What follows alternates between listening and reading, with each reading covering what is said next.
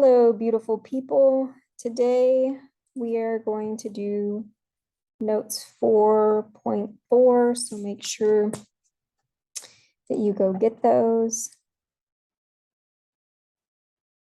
Okay. You want to make sure that you get notes 4.4.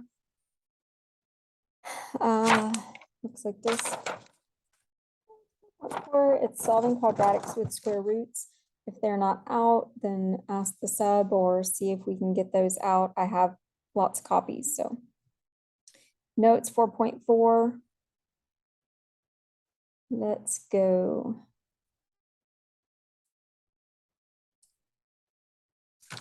Last time you took a quiz, and so there is the color by number. If you didn't finish, then you need to make sure you finish and get that turned in.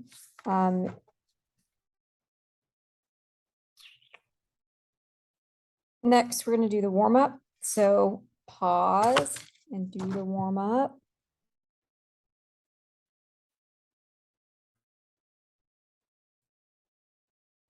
Pause and do the warm-up. Then unpause and you're going to grade it.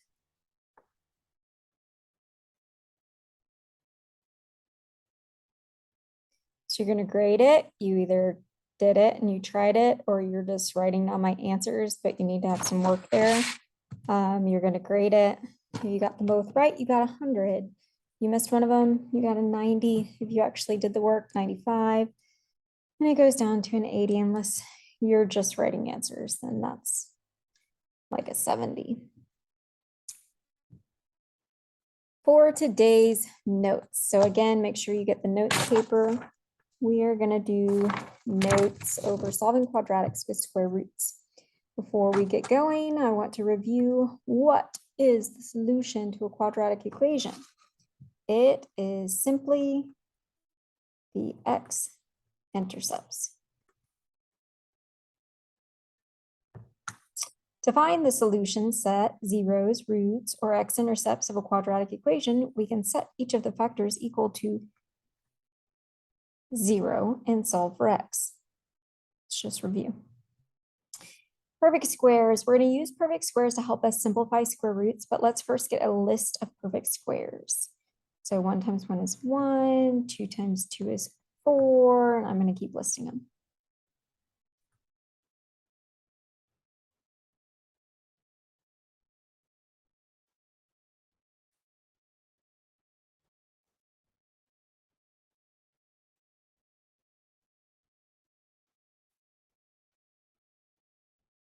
All right, there is a list of perfect squares up to 12.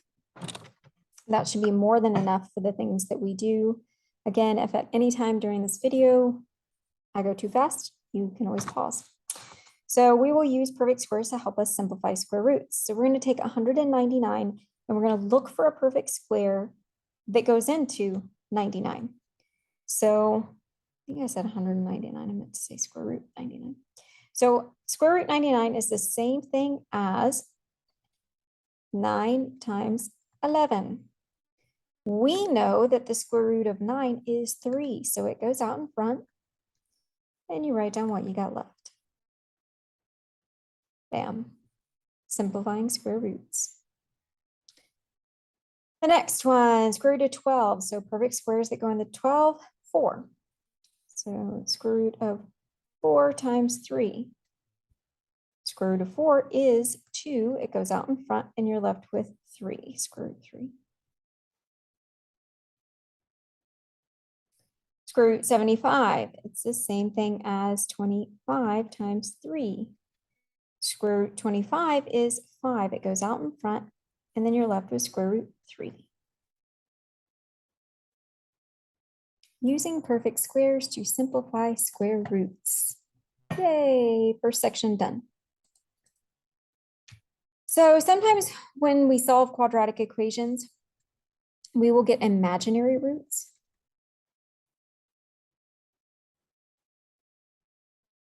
Or complex numbers. They mean the same thing. So imaginary roots and complex numbers, they are the same. This happens when there's no real solution. So remember, no real solutions is when we get a graph and it's like that, doesn't cross the x-axis at all. And so when you do this and you're solving this, you can end up with a negative square root. And we've always been told you can't take the square root of a negative number. In the calculator, what the calculator tells you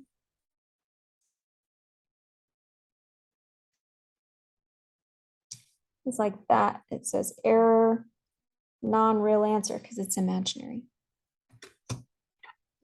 So the symbol for imaginary numbers is an eye like that.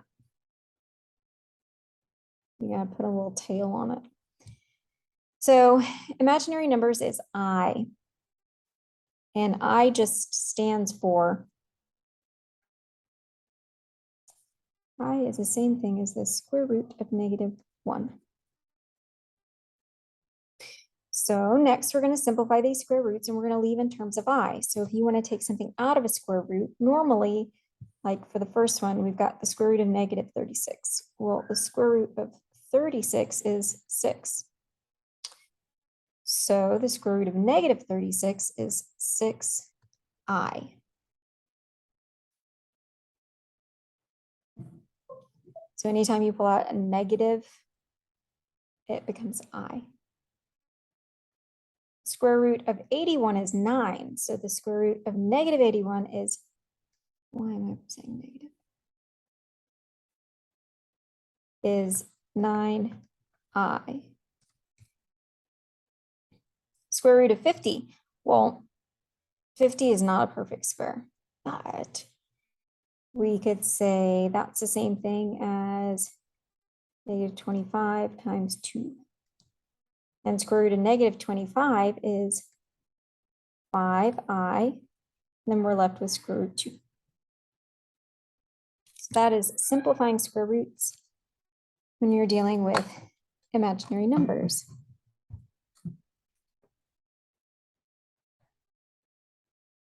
The next section, you can perform operations with complex numbers.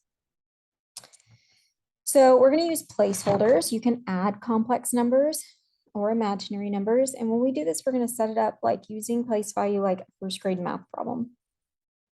So we have 7 plus 8i, and then we have plus our second group is -12 minus 4i. So I'm going to line them up, -12 and -4i. I'm going to go down the columns. And so I get 7 minus 12, so I get -5. And then 8 minus 4 is 4i.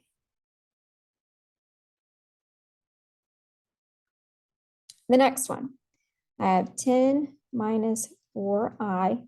This one, you have to make sure anytime you're subtracting that you distribute that into both pieces.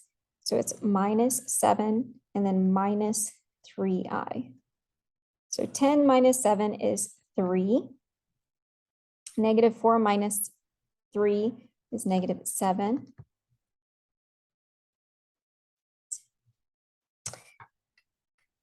The next problem, we get -3 plus 5i, and then 18 minus 7i. So 18 minus 3 is 15. And then -7 plus 5, we get -2i. And I hope that all of you that are watching this are watching it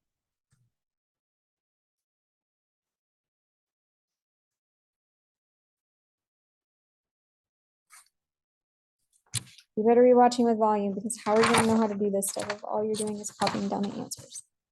That is not really how we learn.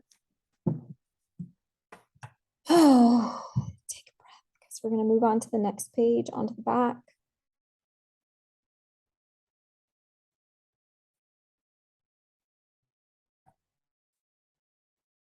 Onto the back, we can also multiply complex numbers. One really important thing to know is that I squared is equal to -1. That is important. So anytime you multiply I times I, you get I squared, and I squared is -1. So keep that in mind. With these, we're multiplying and we have two binomials. So anytime you have a binomial times a binomial, you can always set it up using a box or FOIL, however you want. I feel like in general, you guys like using a box, so that's how I will set it up.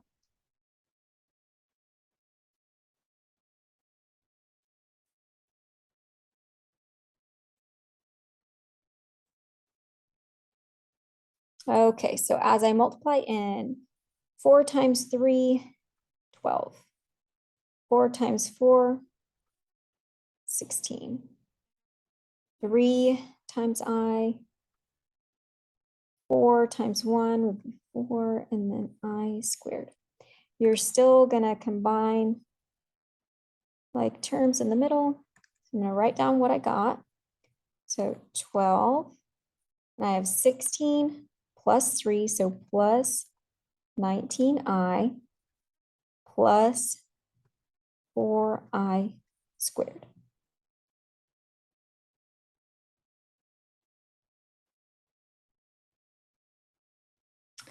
So I know that I squared is the same thing as -1, so I'm going to rewrite that. 12 plus 19i plus 4. I'm replacing I squared with -1. So I'm going to rewrite it because I've got 4 times -1. 12 plus 19i. So 4 times -1 is -4. Now I can combine like terms. I have a 12 and a -4. So 12 minus 4, 12, 11, 10, 9, 8. I get 8 plus 19i. And when we write these, when we write complex numbers, same thing here, you write the constant and then you write the imaginary part. So that's why I have the constant and then the imaginary part. The next one, we're going to do the same thing. I'm going to set up a box.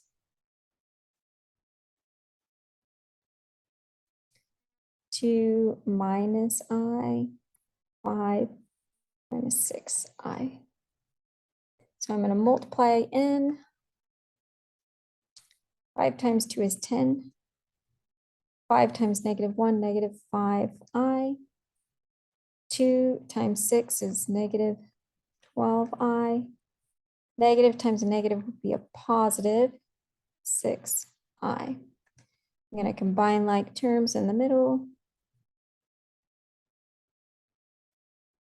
So I get 10. -12 minus 5, so I get -17i. Plus, oh, that's I squared. 6i squared. Plus 6i squared. Every time you do these, and you end up with I squared, we're going to replace it with -1.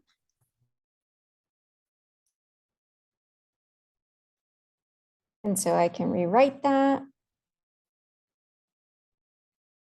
6 times -1 is -6. So again, I can combine like terms because I have 10 minus 6 now. So 10 minus 6 is 4 minus 17. Bam. If you want to feel brave, you can always pause and do the third one and then press play and see if you get the same answer. I'm going to make a box and put all my factors on the outside. So 4 plus 3i and 7 minus 5i. 4 times 7 is 28. 3 times 7 is 21i. 4 times -5, -20i. 3 times -5, -15i squared. Combine like terms. So I end up with 28. 21 minus 20 is 1 minus 15i squared. So the I squared can always be rewritten as -1. When you have one I, you don't have to write the 1, it's just I. It's kind of like dealing with X. So minus 15 times -1. So So be careful this time because it's a negative times a negative, so it becomes positive. 28 plus I, and then negative 15 times negative 1 is plus 15. And my last step, I can combine these like terms. I have 28 and 15. Put them together for 43 plus I.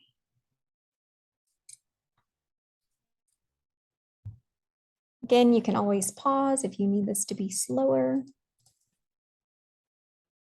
Next section, so you can use square roots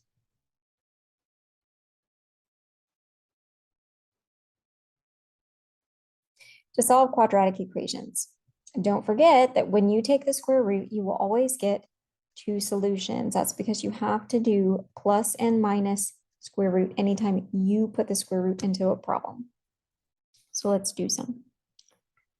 The first one, well, for a lot of these, we have to make sure we get x by itself. So I have x squared minus 1. I'm going to have to bring over the 1.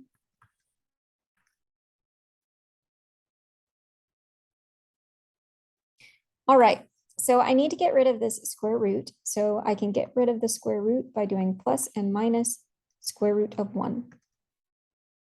So I get x is equal to, square root of 1 is 1. So I get plus 1 minus 1. Or 1 and negative 1. That is my solution. Question 14. So we need to get x by itself first. Gonna have to add 3.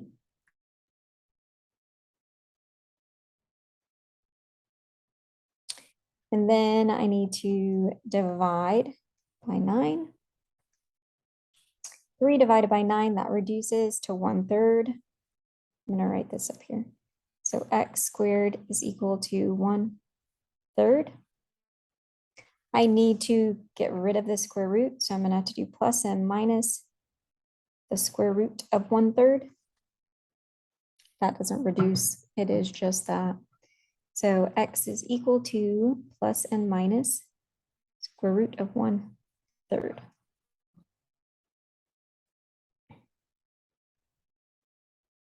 It's ugly, but that's okay.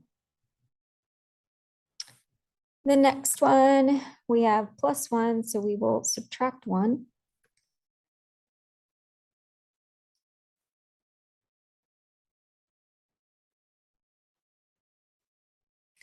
And then we can do the square root. So this time when we do plus and minus the square root, well, that's like plus and minus I because it's a negative. So x is equal to negative I and positive I.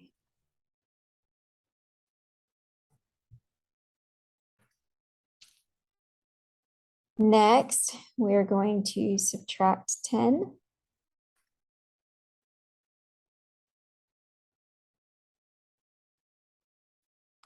And then we're going to divide by 2. Oh, I forgot my square. So I end up with x squared is equal to negative 5. To get rid of the square, I can square root plus and minus square root of negative 5. Well, square root of 5, it's not reduced. So I get plus and minus, but I can't pull out the negative. So plus and minus I square root 5.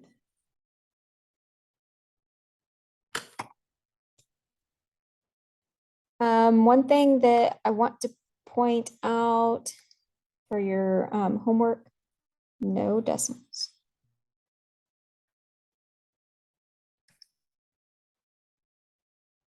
No decimals. So you will get no decimals for your answers. Please make sure that you turn in the warm-up for today. And if you get your quizzes back today, then you can start correcting them. If you don't get your quizzes back today, then you'll have to wait until I get back. So have a great afternoon, a great Panther day.